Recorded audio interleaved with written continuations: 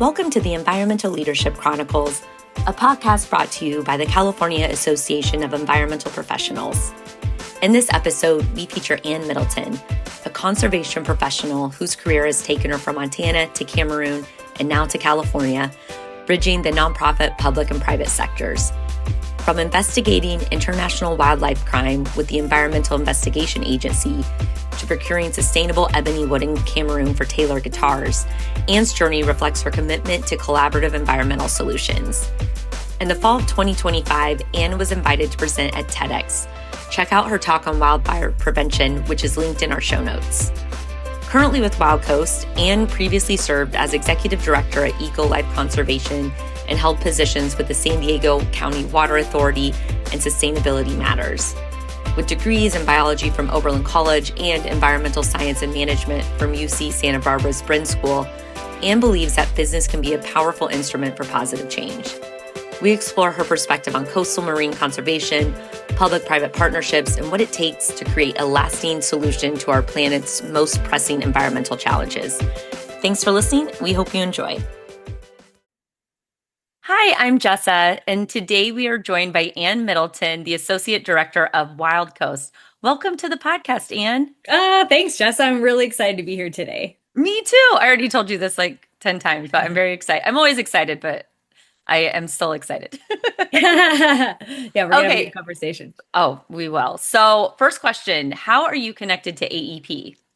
Good question. Actually, I was a member many years ago, so I'm not super up to date on what's going on with AEP right now, but I know especially right out of grad school, it was something that was critically important to me for skill building and networking and just getting a lay of the landscape. When I first moved to San Diego, I didn't know what were the important issues, who are the important players. So I know it serves a critically important role in the landscape of the environmental work that we're doing. So glad to be here again. Yeah, I love that. Yeah, AEP does a lot of work with universities and students, and so glad to hear that you were connected earlier in your career. And we'd love to have you back anytime. Yeah, maybe it's a good idea. This is the time. Now's the time. I love it. So as part of AEP, some of the work we're doing is rolling out an elements campaign. And part of the goal of this is to ground the work of environmental professionals like in its concrete impact. And so from the elements of air, earth, water, time, space, connection, where do you think your work interfaces with the most?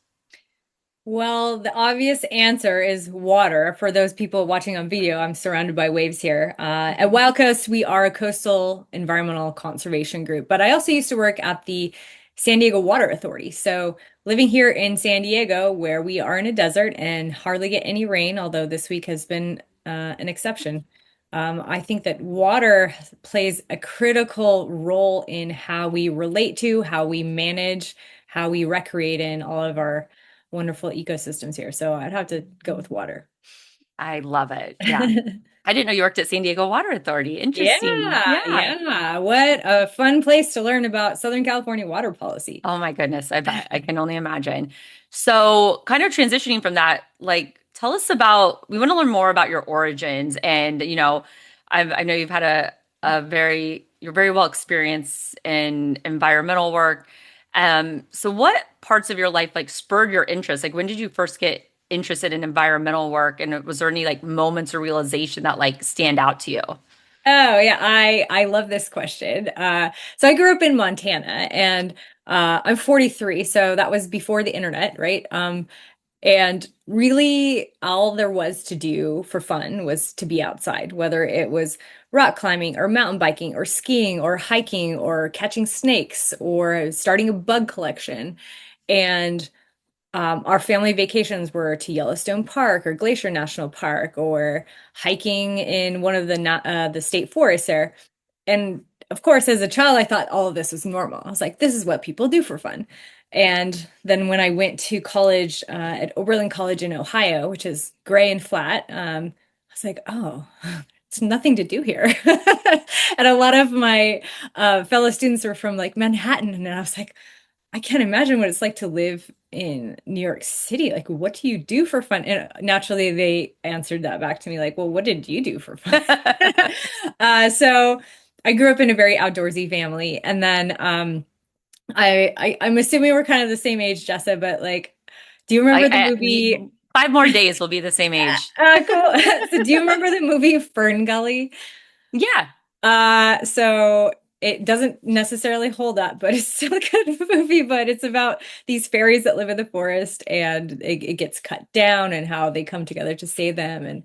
And it just terrified me as a child that anyone would want to cut down a rainforest. And since a young kid, I always thought, like, I'm going to save the rainforest. Like, that's what I'm going to do with my career.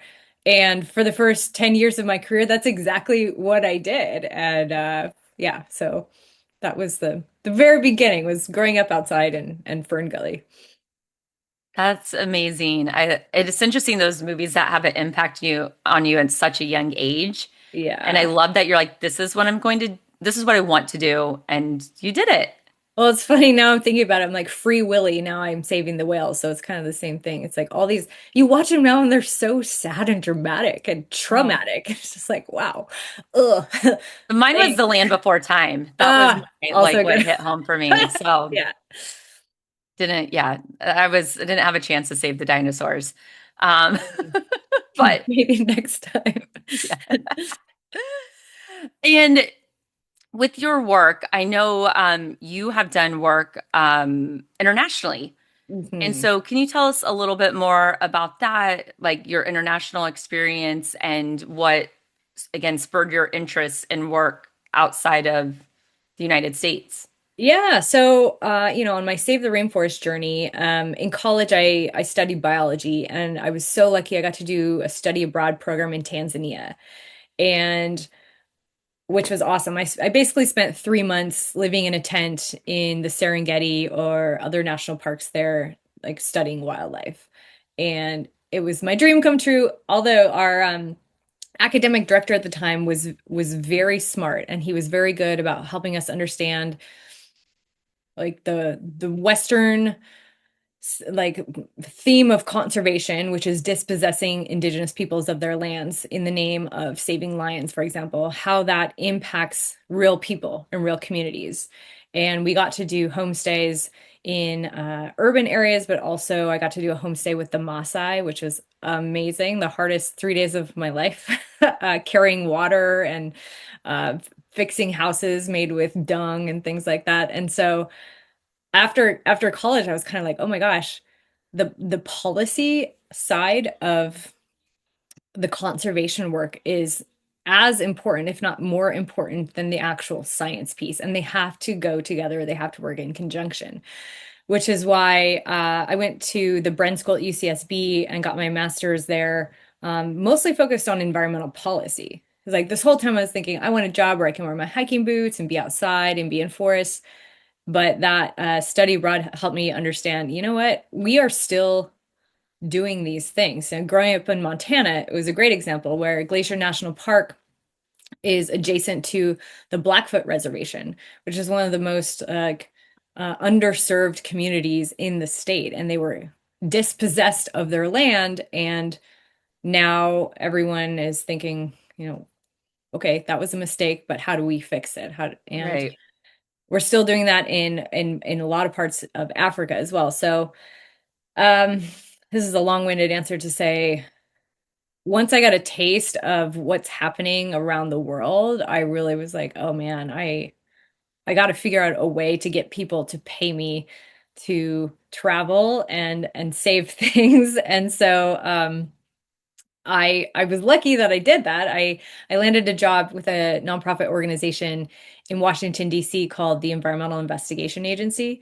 And we did undercover trade crime investigations on global supply chains of environmental products. So Whoa.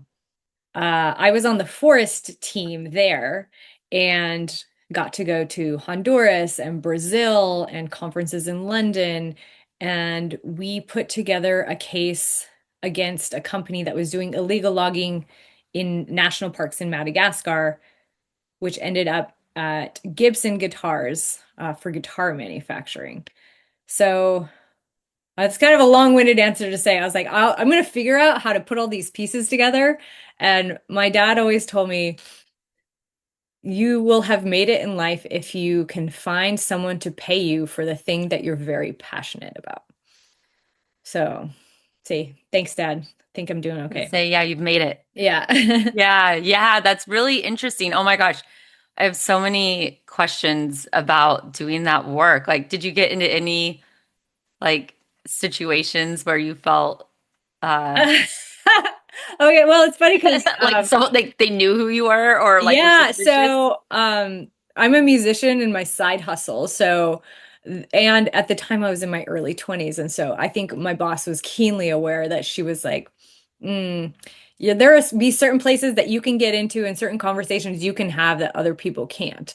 As in, and I feel like this is kind of a disservice to my gender, but I would go to flooring trade shows and boat trade shows and music trade shows and just be like, "Oh, that's cool. What is that made out of?" And they'd be like, "Well, it's teak." I'm like, "Oh my gosh, where do you get that?" And they're like, "Well, if you really want to know the story." And it's just like, "Oh my gosh, people would just tell me stuff." And we had They sometimes we would record. underestimated you. Yeah, and I was like, Gonna go Yeah. back and look that up.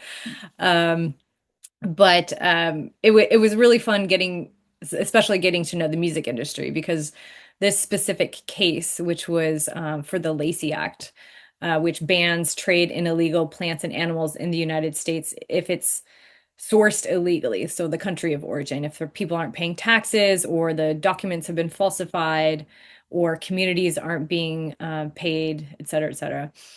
So with the music industry, they were like, "Oh my gosh, what are we going to do? You're telling us we have to know every step of our supply chain."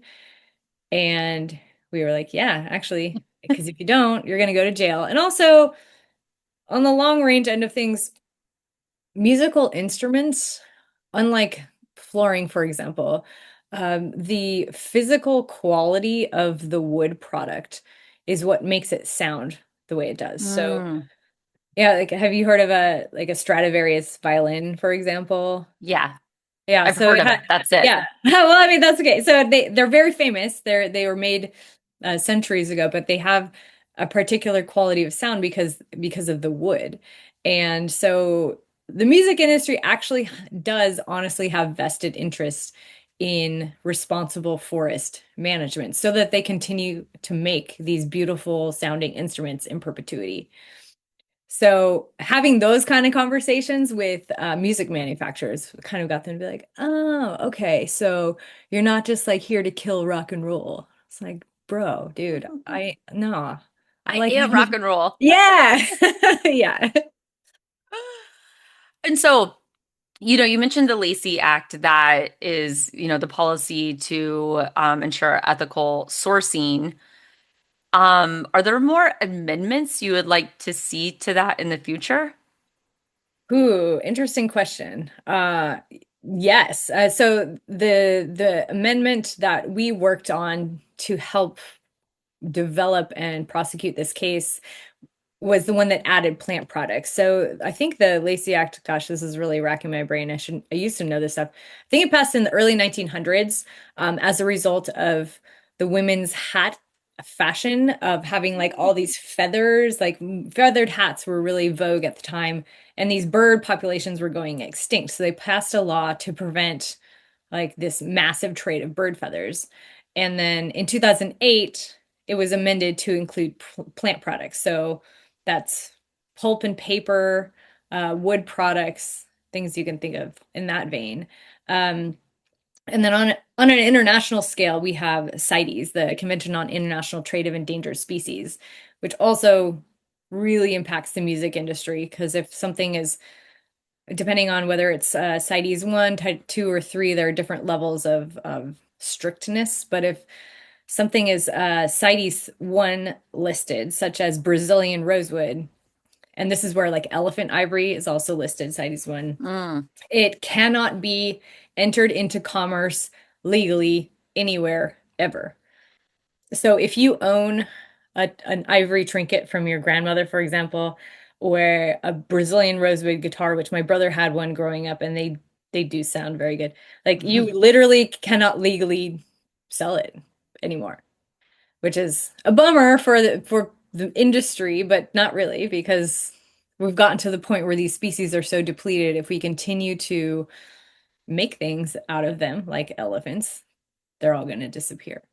Um, that was a very long No, that's really dive. interesting. So what can you do with it? Can you like just is it like give it away, donate it? Yeah, so like yeah, that's also a good question. So even if you have like traveling orchestras, for example, where their instruments might fall under these categories, you can get if you can prove that the article that you own is pre-convention, as in the thing in it that is now illegal to trade was harvested prior to when the laws went into effect. So for each species, it's a little bit different. Then you can get exemptions to cross borders, like Hmm. political borders. And I think also you can probably sell it. Don't quote me on that, but Okay. this is like 15 years ago knowledge. But uh, like for example, if I have like an ivory trinket from my grandmother, like I think can't believe I'm saying this on record, but I do have a teapot from that's silver and it's got an ivory handle that is like an heirloom in my family. And I'm like, what am I gonna do with this? There, no, I can't legally sell it. You can give it to Interesting. somebody, I think, Yeah. but yeah, Okay. it's just like priceless, literally. Yeah. Yeah, that's interesting. Yeah, it's very a unique heirloom to have. hmm Um, and sorry, I'm very curious about all this, but we're just scratching the surface of Yeah. Anne. And so from the Environmental Investigation Agency, is that then when you transition to Taylor guitars? Yeah, so that's how I got to know Taylor. And when I was at EIA, we were trying to give them a lot of advice on how to clarify their supply chains because there's so many companies out there that just really, really want to do the thing and aren't Hmm. nefarious actors and aren't just looking at the bottom line in terms of price. Taylor Guitars is absolutely one of those. And so we were having a lot of conversations about ebony specifically, which is the dark black wood that goes on like the fingerboards of guitars and violins. It's very dense, so you can put frets in it. You can rub your greasy fingers on it for centuries and it will like hold its shape. So it's a pretty cool wood. Anyway, so they were like, how are we going to get legal ebony now? I don't know. And so they bought an ebony factory in Cameroon and just said, Well, we're going to do it ourselves. So it's pretty cool because I think Taylor was the first and is probably still the only guitar manufacturer that vertically integrated the any part of their wood supply chain, but specifically a biologically and politically risky part of their supply chain. So uh, they hired me to help get it up and running, which was what a cool project. fantastic adventure. Yeah. Yeah. Yeah, tell us more about that. So were you working in Cameroon then with Yeah. the, So I got to live there for 2 years. whoa, Um, yeah, it was so fun. And when I first got there, they had just acquired this company from a previous owner, and it was poorly run in every way you can imagine. They had a rule that no women could work there, so obviously that was the first thing I changed. And the staff weren't being paid a legal wage. They didn't have any PPE. It was just a hot mess. So I get there, and my recommendation to the leadership at Taylor was, I know you hired me to like save the forests and stuff like that, but you've got some problems we need to address first. So, one of the first things I did, which I think made a huge difference, is we built a little cantina on campus so that people could eat lunch for free. Because I was noticing after lunch or like during lunchtime, people were just sitting around not doing anything. I was like, why are you not eating lunch? And they said, well, we can't afford it. It's like, okay, wow. A, we need to pay you more, and B, we can't have you operating heavy machinery when you haven't eaten for 6 hours. Like that's a Yeah, safety hazard.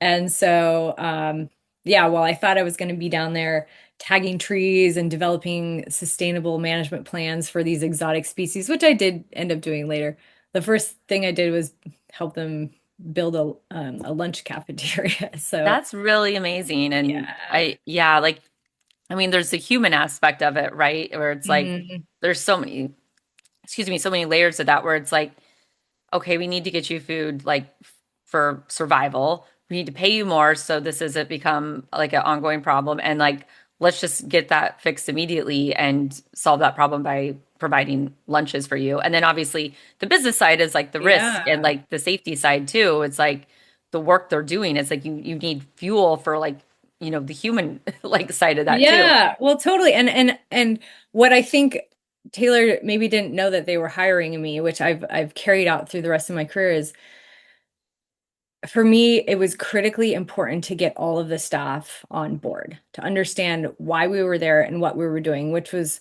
very difficult in a corrupt colonized African country, right? So I Hmm. come in as this white girl and I'm like, hey, guess what? We're gonna make your lives better and everything's gonna be great. And they were like, Let's get our core uh-huh. values. Cool. Yeah, yeah. And also at the time my French was terrible. So like there were times when I would have these all staff meetings and I would come up with this like great speech that I thought was so inspirational and all I got back was like grunts and stares and I was like, "Oh, they must just not understand my French." But obviously no, it's because why would they trust me? Like I'm Yeah. this new person in a new space who doesn't really speak their language. And so a couple other things we did, or I did that I think really helped get the company to where it is today is I would just randomly bring in donuts and be like, hey guys, turn off your saws. Let's just like take a break and chill.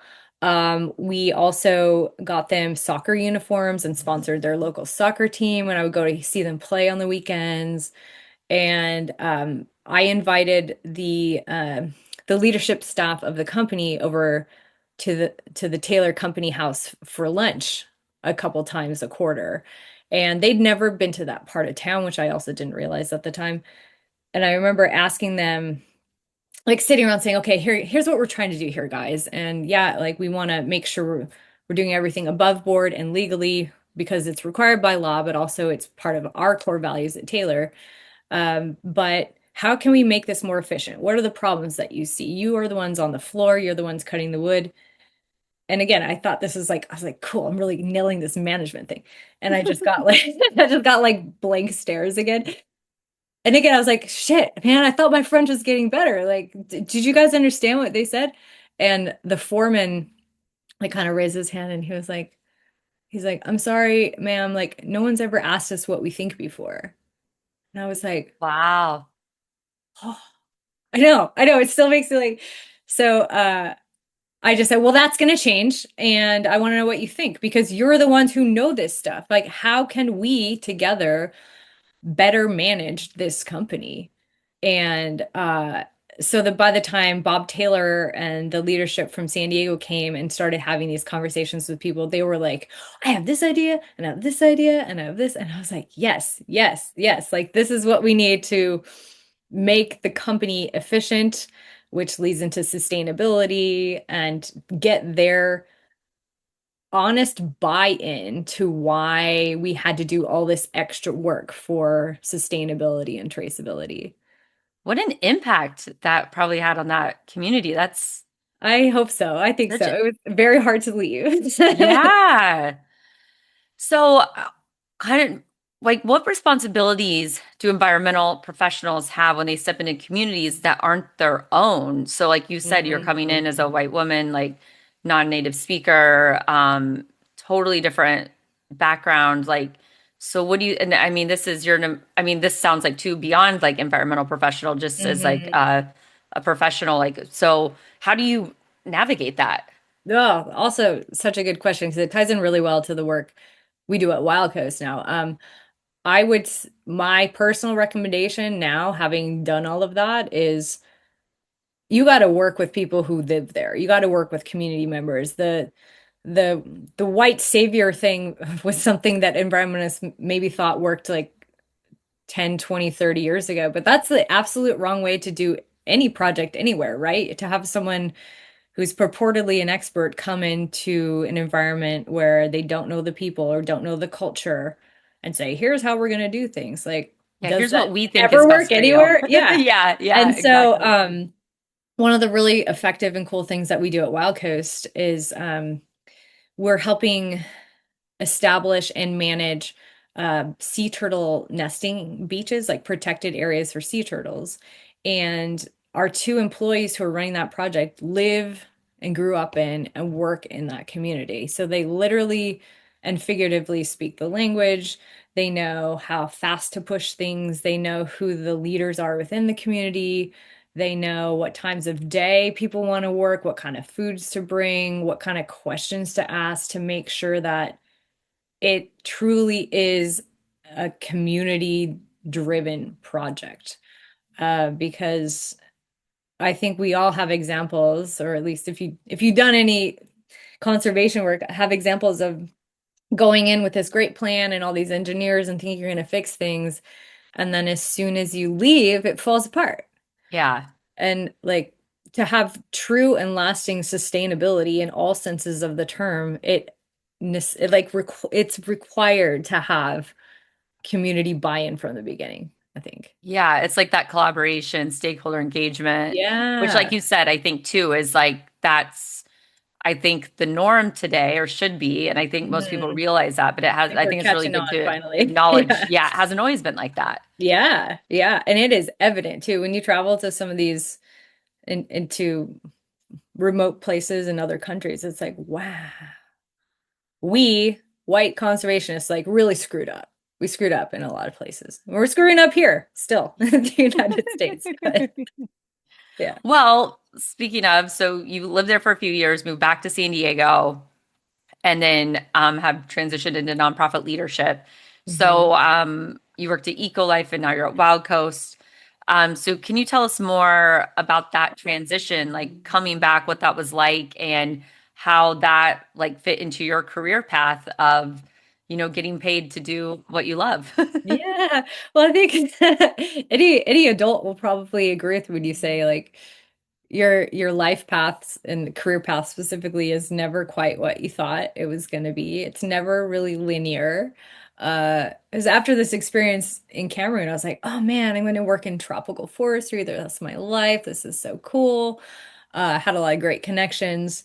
And then back in San Diego, I was like, oh, there are no tropical forests here, and I speak French, not Spanish. So I'm gonna have to get some new skills. Yeah. And actually, that was about the time when I started engaging with AEP and meeting people and like, okay, I need to know this and Sequa NEPA, get brushed up on those things. You might need that for a job interview. Um, and so I think that nonprofit work, though, has kind of always been where my heart and passion is. I think you find a lot of very passionate subject matter experts. I mean, not that they're not in the private and public sectors too, but I love the flexibility and aggression with which we can attack problems here. So, yeah, I've been at Wild Coast a little over 2 years now, and I'm just surrounded by amazingly brilliant, nimble problem solvers, and I just love it. Yeah. Yeah, I could see that in the nonprofit sector. It's like you put out this purpose and what you're going to do and why you're doing it. And I would assume you like people are attracted to you because of that. Like, Hmm. you know, whether through grant work or donors. Um, and it's not like you get to pick the projects you work on more so rather than like client driven more in the Yeah. private sector. Hmm. Hmm. Yeah. Um, so you're in a leadership position, as we discussed, and it sounds like you have your natural leader too, and these other roles, like you've taken this on beyond the environmental work. So has your work become less hands-on as you've escalated and risen up to these leadership positions? And like, how do you stay connected to the environmental work, like the biology and the ecology work? Yeah. I don't know if it's a necessary evil, for lack of a better term, but yeah, the higher you get up in an organization, the less field work you do and the less connected you are to the actual projects you're doing. And I kind of describe my role at Wild Coast as like COO now, and I do a lot of HR and finance and capacity building and I don't get to be outside a lot, but I'm so lucky that our executive director, Serge Dedina, his solution to solving internal problems is go in the field. Just go in the field. Go on a trip with other people because when we're in the field, we encounter every single problem you could have as a human, whether it's getting the car stuck or getting stung by a scorpion or worrying about drowning or setting your tent up when it's windy. Like these are skill building, team building problems that you come back, you're like, okay, cool. I have some clarity now. So I have that option and I do get to hang out with our field staff really whenever I want to, Oh man, that's which is really amazing. fun. Yeah, I'm It's a very great, lucky. Yeah. yeah, that's great. Great flexibility, like you said, to have like the executive director be like promoting that and supportive of that, Mhm. and you want to do it, and so when you like, you still get to fulfill that side of the passion, and like while also like focusing on like the high level, like strategic, growth of the organization. Yeah. Well, and ironically and sadly, like that's also how can I develop systems for people doing the work if I don't know what the problems are? And it's one thing to ask and say, "Hey, where are your bottlenecks? Where are your inefficiencies?" But unless you at Taylor, we used to call it walk the floor. Unless you go into the back and look at the saws and see what's broken and what needs to be calibrated and talk to people, you can't manage that stuff from behind a desk. And it's the exact same at Wild Coast. Like I can put things in place that I think are valuable, that I think are helping when I find out later, no, it's actually a total waste of time or no, we actually need this other thing here. So it's critically important for my job in leadership to spend time with the staff that aren't at the C-suite so that I better understand how to do my job. It's interesting. That's like kind of a microcosm of the challenges of going into a new community, like we were talking about earlier, Mhm. not knowing the culture and there's like subcultures within organizations. And so it's kind of the same thing. Instead of like, I'm going to tell you how to do your job, even though I don't know Hmm. all as much Yeah. about it. It's like going in, working with the people who are actually doing the work and learning from them, like, okay, like Yeah. this is how we're going to create solutions for you guys. Yeah. And I think people don't leave jobs, they leave managers. Hmm.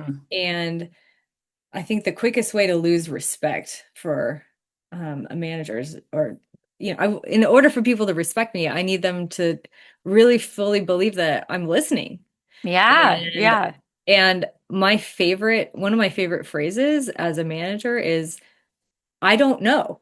And I think it's okay to say that, or I don't know, I'll get back to you, or I don't know actually, or I don't understand that. Can you tell me more about that so that I understand it? Um, and it's something that maybe I think old school leadership, you're taught not to do it. Like always stand tall, don't let them see you crack. You always know the answers, and it's impossible to know all of the answers. And I've always had like a very inclusive management style. Like even going back to that kitchen table conversation in Cameroon, it's like I have no idea. I mean, maybe I wouldn't say it that dramatically, but I don't know what to do here. What are some other people's ideas? And I feel like that's always helped me do my job better. And my job ultimately is to serve the people who work for me, right? And to remove barriers to entry, to create efficiencies, and especially in the environmental space, make sure people are having fun. Like fun is such a critical component of Wild Coast, I think. And because it's heavy work, right? It feels like we're always fighting a battle that can't be won. We're always pushing a boulder up a hill. We're always trying to communicate to people why the work we do is critically important to every person. And so we try to have a lot of fun at work, and I think that's important. Well, yeah, here to everything you just said. Completely agree. And you're a good communicator and that's a skill and you can develop that. Some people have it more inherently. And you were recently a TEDx speaker for TEDx San Diego. Yeah. Um, And so, what's your approach? What do you take to translate complex environmental and social issues into these stories that the public can absorb? Oh, it's a good question. It's so critically important. I think science communication is hard, right? Because we're all about data and making sure we're saying the right thing. But what the TEDx experience taught me is, ultimately, I truly believe we humans, no matter where you come from, we all want the same thing. And to me, that is access to clean air and clean water, um, opportunities to visit open spaces, and knowing that there are opportunities for our kids or generations to come. I don't think that these things are really things anyone should be arguing about, even though we do. But in my opinion, where the environmental movement has failed and continues to fail is as scientists, we tend to logic bomb people and say, but if this, then this, like climate change, the world's gonna die, or alternatively, we're hardcore dramatic tree huggers. And I definitely identify as that. I have hugged many trees in my life. But really what we need to be doing is talking to people in a language that they understand and on their level. And I specifically mean this politically too. Like, how is investing in the environment going to help equity and human health? And whereas in Taylor guitars, for example, I was approaching it from a forest conservation. Oh my gosh, these biodiverse forests are magical and so unique, and we need to protect them for their intrinsic value and for ecosystem services value. Whereas from Bob Taylor's perspective, he was like, if we protect these forests and they continue to be healthy and biodiverse, they will produce the best ebony trees that I can continue to make guitars out of. And it takes 50 to 80 years for those trees to grow. So I've got to be in this for the long haul. And that helped me understand that we're in it for the same long game. It's a means to an end. I don't care if he's a tree hugger. I don't care if he's a hardcore Republican. I don't care if we argue over recycling and using paper towels in the kitchen, which we did argue about those things. But we both had vested interests in forest conservation. And I think that environmentalists need to take the little bit of time to get to know who they're talking to, either one-on-one or in a group setting, what's important to that person. And I guarantee you, if you ask a few times, we'll get to the same answer and build off of that instead of throwing things from right and left and saying, but this, but that, because we need to work faster and we need to work harder and more aggressively. And we are not going to solve any of the world's environmental problems by fighting with each other. So, yeah, I love just trying to get to common ground with people. And I think everyone can do this. We can all find it. Yeah, and something you said before, like when we were preparing for this, was meeting people where they are with the information and tools that resonate with them. And so I Mhm. think, that example you just gave is that like you care about like forest conservation for different reasons than maybe your previous employer did, but at the end of the day, you wanted the same result. Mhm. Yeah. And your drivers are different, Yeah. but that doesn't mean that you don't ultimately want the same thing. And so forcing Yeah. people to your viewpoint is, you said that's the uphill battle too. Yeah. And you don't even have to bring up your own drivers, right? Like this happens a lot in Wild Coast too. So we're working to protect the marine protected areas off of San Diego coast. We have 11 MPAs here, and uh, on the outside, it might appear as if, oh, we're trying to put a boundary around these MPAs so that they're protected for the environment, much like with terrestrial national parks. And there are no take zones. You can't be fishing in here. So on the outside, the fishing community might be like, hey, man, you're like drawing lines, and this is where we get our livelihood. This is where we recreate. Where if we come at it from the starting point of healthy marine ecosystems produce bigger and more fish. So when we talk to fishers instead, say, hey, like we fish too. We like to eat fish too. And we all want bigger, healthier, more abundant fish populations in the ocean. And stop. Yeah, cool. We can agree on that. Okay. And then you build from there instead of saying, you can't be doing this and you can't be lobster trapping over here. And like that's where, no one wants to talk to you when you're being like that in any Yeah. situation. Yeah. No, it's a complex issue and problem, and a lot more to say about that, but I'm gonna keep going. I don't feel like we could talk all day. I know. I had like 10 things I wanted to say there. I'm like, but I'm gonna keep going because we're getting closer to our time. But so with Wild Coast, what's the vision you're steering towards with Wild Coast? Yeah, well, we would like to say, if there's a wild coast anywhere in the world, we want it to stay wild. And so any way we can expand the areas in which we work, we're trying hard. I think right now we're working in California and Mexico, but if we could work in other countries in Central and South America or further up the coast, Alaska, Canada, like we want to be there. And like any nonprofit organization, you have to build a sustainable financial model, which is very tough in a volatile economy based on grants and individual donations and corporate support and things like that. But I think we're fortunately in a place where we are growing right now. We just hired two new people, and I think we have plans to hire two more because we are fighting as hard as we've ever fought. I think in this day and age, you just have to try everything and throw everything you have at the problems because our beautiful natural environments, specifically coastal ones, are rapidly disappearing. And with something like corals, for example, we have a corals program. Coral bleaching is happening at unprecedented rates around the world where these animals are dying and they're unable to recover. And that has everything to do with sea level or sea temperatures, ocean temperatures.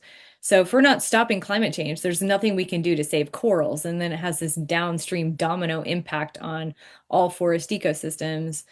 And then the world collapses and we all die. If you think far ahead enough. So yeah, what we're doing is urgent. It's so urgent and so important, and it's what drives us. And so, like to answer your question, every day the staff we all show up and we're like, what can we do faster? What can we do more?